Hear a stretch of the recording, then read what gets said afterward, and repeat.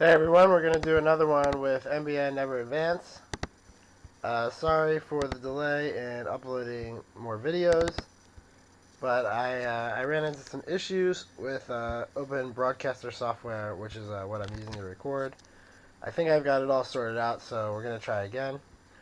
Here we have a perfectly unkeepable hand, so let's try again. I mean, you can't keep hands with no ice in them, I don't think, any of them. Here's a hand with some ice. This is much better. Not great, but we'll deal with it. We'd like to see better early game ice than Flare and Data Raven, but I guess Data Raven will keep them out of the R&D. Now the question is, like, do I want to install Flare here? I don't think so. I think I'm just going to install Data Raven. I'm going to install my pad campaign. No big deal if he trashes it. We'd like to slow this game down a little bit, give us some time to draw more ice, so I won't mind if he trashes this one.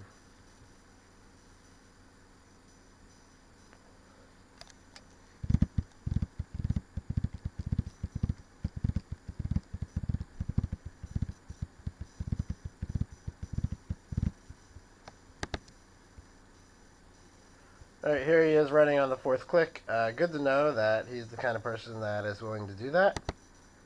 And I think he made the correct play of trashing pad campaign on the first go around. I don't think it's correct to wait for the opponent to res it, because they only have to pay 1 credit and you have to spend a whole another click. So I think the way that he did that is fair. Here I'm going to hedge fund, draw a card, and install over HQ. I could install a Bernice there, but I'd like to protect HQ. There's a good chance he's running a count siphon or something. The Faerie's going to take good care of this this flare the first run through, which sort of stinks. I mean, he's probably playing recurring Fairies, which means that this flare is... I mean, it's going to cost him 4 and going to make him recur the Faerie, but I don't know that he's going to want to run it a lot of times. But it's just good to have, like, a token piece of ice in front of HQ. Even if I don't feel like rezzing it. You want to at least give the illusion of protection. And there's the same old thing, basically confirming a count siphon. Alright, so here what I'm going to do is I'm going to install.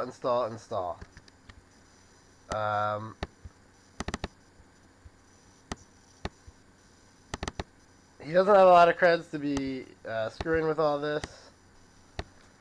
Hopefully he runs the Bernice and takes a tag. Unfortunately, this is the sort of deck that's likely to be able to tag float, I would think, if he's doing recurring Fairies.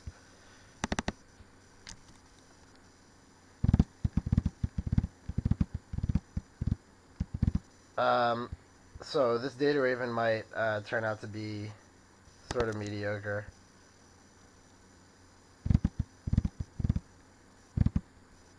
But at least I am keeping him, you know, pretty far off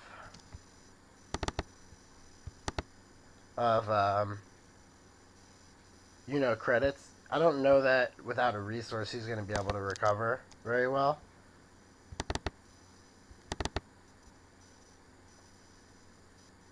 Let's draw a card here.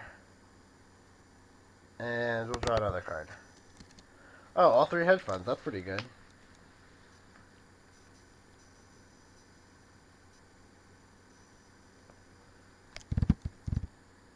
He's pretty intent on running all of these servers. It's a shame that he didn't run into the Bernice. Maybe I should have put her in the middle.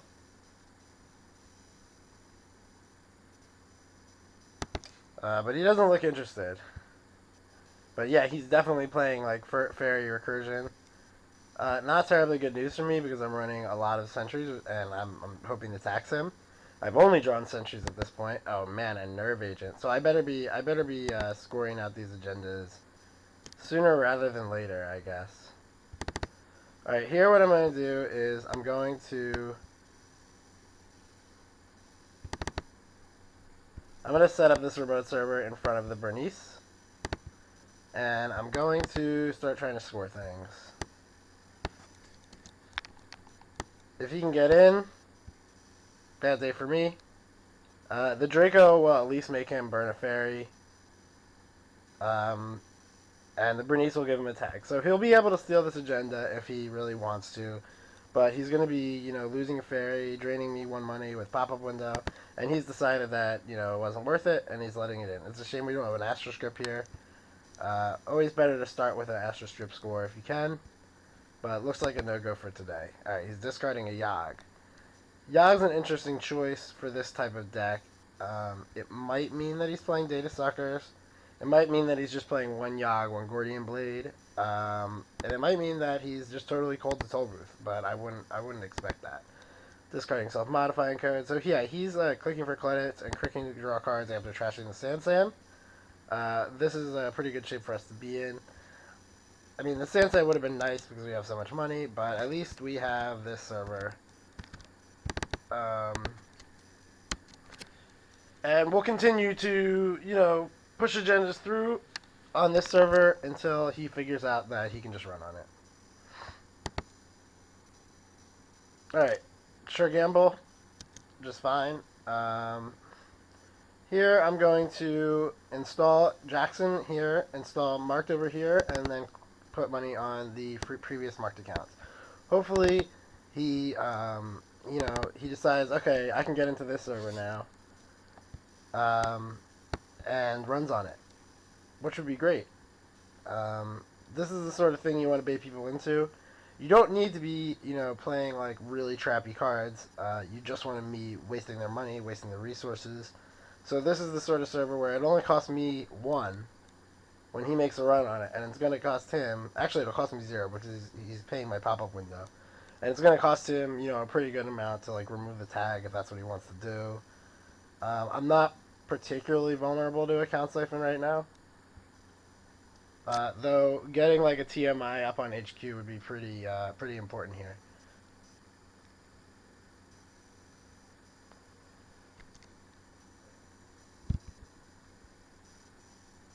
Okay, so he's decided, I think, that he doesn't care about this server, which stinks. I'm not gonna want to like character assassinate here, but Jackson Howard at least will probably let us get rid of this character assassination and maybe cycle through to some more potent ice.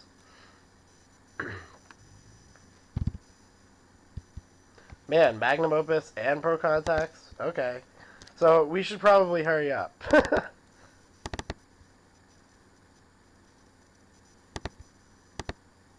see what we got. Okay, that's pretty good. A Toll Booth and a Viper. This Toll Booth is going to be difficult for him to get through regardless. So I'm going to put this on my remote server.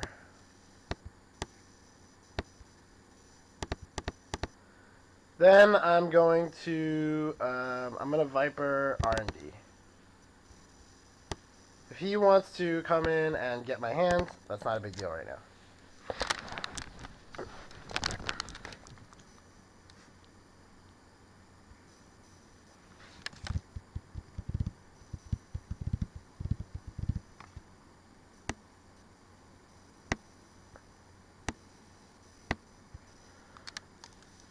Look at all that money.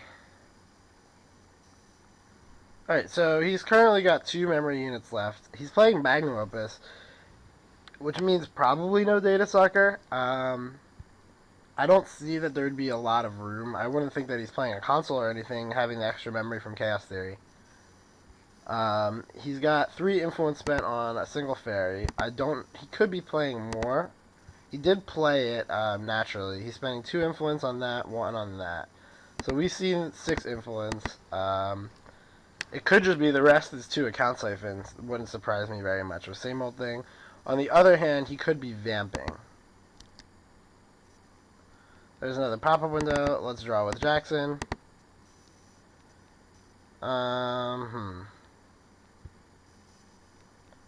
Breaking news, huh? Not a bad one. I'll probably want to keep that. And I think here I'm going to just put money on this marked accounts. And let's see. I guess I should have drawn more, but I'm going to draw more. Alright, close accounts data raven. So let's discard this data raven. It's pretty superfluous. And we can discard... the pop-up window seems reasonable. I probably, if he's vamping, I definitely want pop-up windows on R&D.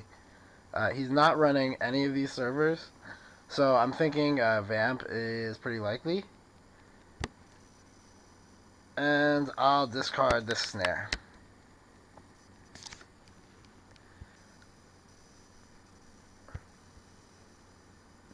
If he is vamping, it's a shame that I haven't got an Astro script left because a scored Astro script is... What is he doing? Forge activation orders? Tinkering. Okay, so he's making this a sentry. Alright, so I could... He says, wait. What am I waiting for? Oh, he's getting a nerve agent. That's fine. I'm going to actually res here. So it's going to still cost him 4 money to get in, and it's going to lose a Faerie. Or he's going to lose Sacrificial Construct.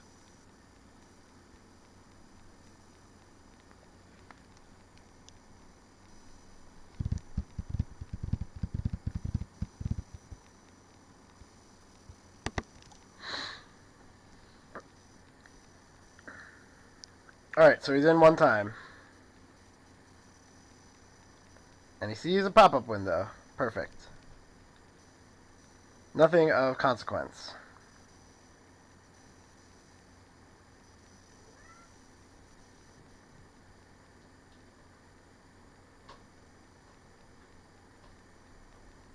Usually, if you expect Vamp or Count Siphon, it's a pretty good idea to res Ice. I mean, unless you think you can, get away with other kinds of nonsense. Alright, and here he's magnum opusing. Okay, fine. These marked accounts are incredible against people who are, doing silly things with, let's see. I really don't want this breaking news.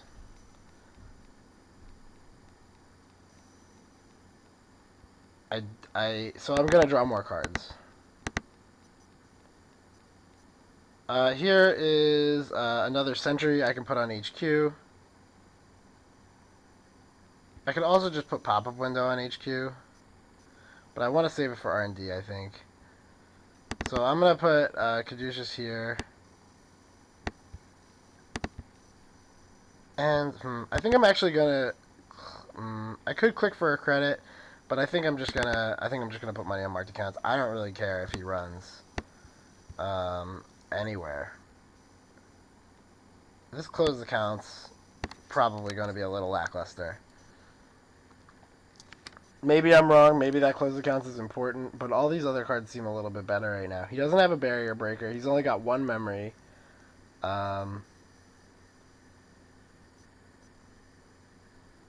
If I were him, I would be,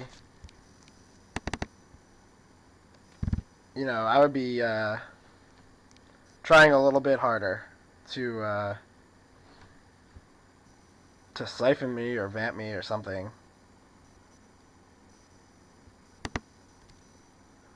So yeah, he's doing like the lots of fairies thing. If he gets my breaking news here, rough day. If he doesn't, lucky me. Okay, good. And he didn't even see an extra card. He could just be trying to run a lot more times, like on HQ, like burn the fairies as many times as possible, see my whole hand. Worst case scenario, he scores a point. He lost his clone chip, I guess, installing he installed Nerve Agent with clone chip. So he's out of like free fairies now. So I might actually just be able to like overtax him on the fairy stuff. I don't want to draw an agenda here. Alright, good. So here I'm going to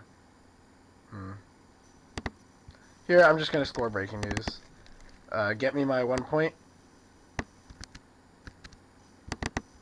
If he wants to continue running on HQ, there's nothing there.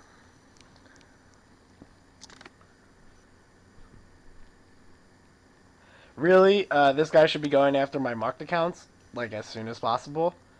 These things are really winning me the game right now. There's no way I'll be able to afford like to res Toll Booth or like Viper plus Data Raven as long as you know all this stuff is going on.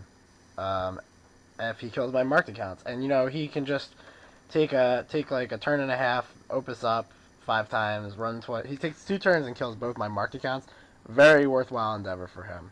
If he kills one of them, I'm almost certainly going to drop like a pop-up window or a Draco on the other one because it's important that I can, continue to thrive economically throughout this. Here I'm actually considering. Oh, he's stim hacking. Yeah, that's just fine. No big deal. If he does get the Jackson here, oh, he's stim hacking and getting a Yogg. Well, lucky me. That Yogg is gonna do not a lot. It's gonna break. If he doesn't have what's it called, Data Sucker, this Viper is going to be unbreakable by Yogg, as is the Toll Booth. I have no Enigmas in this deck, so the only thing Yogg is gonna do is make my pop-up windows free. I mean, not useless, but he definitely. I don't know. It's just not very good right now. And he is full of memory. Like he's all out of memory.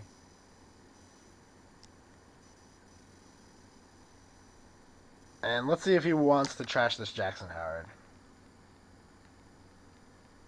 I would suspect that it's correct to, but yeah, he doesn't feel like it. Alright, now the next thing that it's important for me to do is to, play my hedge funds and get up to enough credits. Alright, there's another Jackson, perfect. Alright, so here I'm going to put money here, I'm going to click for a credit, and I'm going to play hedge funds. And that'll do just fine. Now I have enough money to res my Draco, my Toll Booth, and this remote server is pretty safe. I mean, it's not the best remote server in the world, but it'll get the job done. I mean, I don't see a way for him to break the Toll Booth besides tinkering on it to make it a sentry, and then even then he's all out of Faerie. Good thing about, I mean, initially I was thinking that the Faerie deck would be pretty good against me because of all the sentries and how cheaply he could break them. But in reality, I mean, he's spending an extra click to install something to get the Faerie back every time, which is like pretty good in terms of, I mean, it's not like terribly efficient in terms of economy. All right, these marked accounts are looking like they're endangered species right now. Here, I still really want to draw an Astroscript, so I'm gonna not water down my deck with Jackson Howard yet. There's a Sansan, so that's a pretty good one. So here, what I'm gonna do is I'm going to actually put money here, pop Jackson Howard, shuffle in a Sansan, a hedge fund, and another hedge fund. Then I'm going to install Sansan, and I'm going to install another Jackson Howard.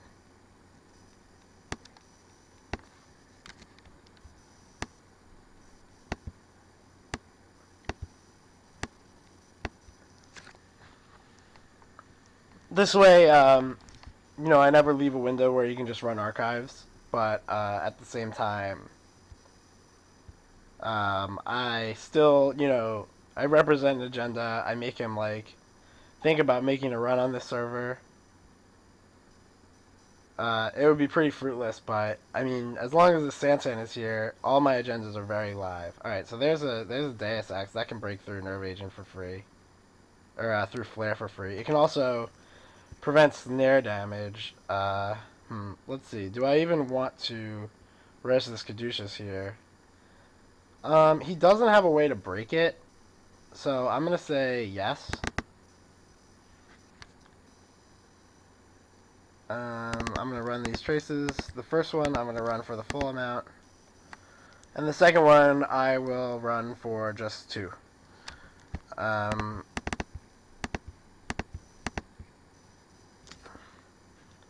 Big deal if he gets in.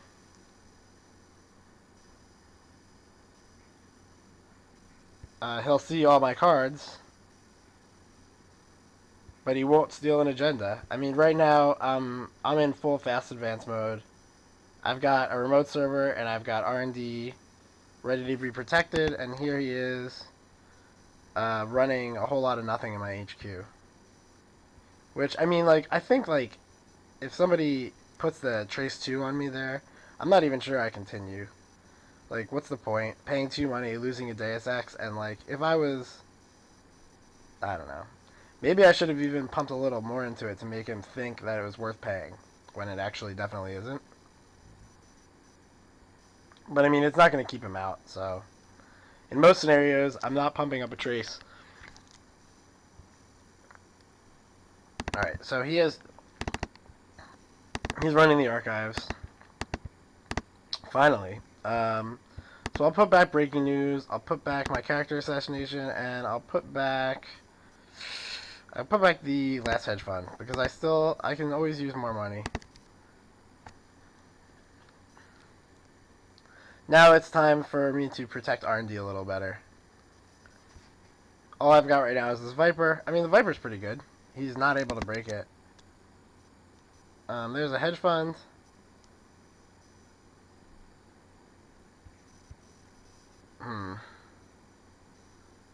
So here, I think I'm going to take the time to put a Bastion.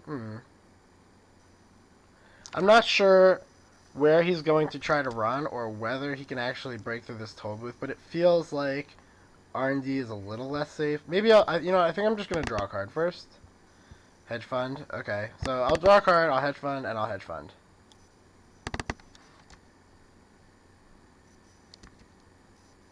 Right now, I'm just waiting on an agenda. Everything's basically ready to go. If his plan really is to vamp me, I can at least res this Sansan and make it pretty expensive for him to vamp me too. Crypsis. Okay, so now he actually can get into things. But it's really expensive. Getting into Vamp Me in the first place with just a Crypsis takes 2 Crypsis counters. At least, like, it's going to take him 5 for Caduceus because he's going to want to break both there. And then it's going to take him 7. So it's going to take him 12 and 3 clicks. He could get up there. I mean, he has Opus in play, but... And I'm still sitting on marked accounts. He's going to want to kill those before he runs any vamps at me.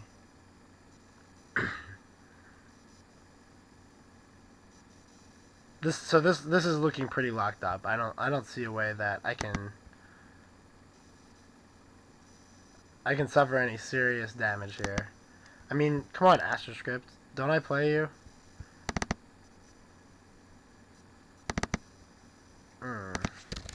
Looks like I'm getting an error.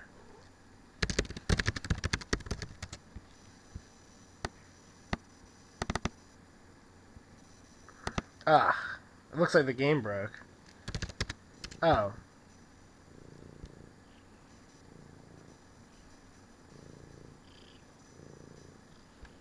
It looks like my opponent is disconnected, or I've disconnected.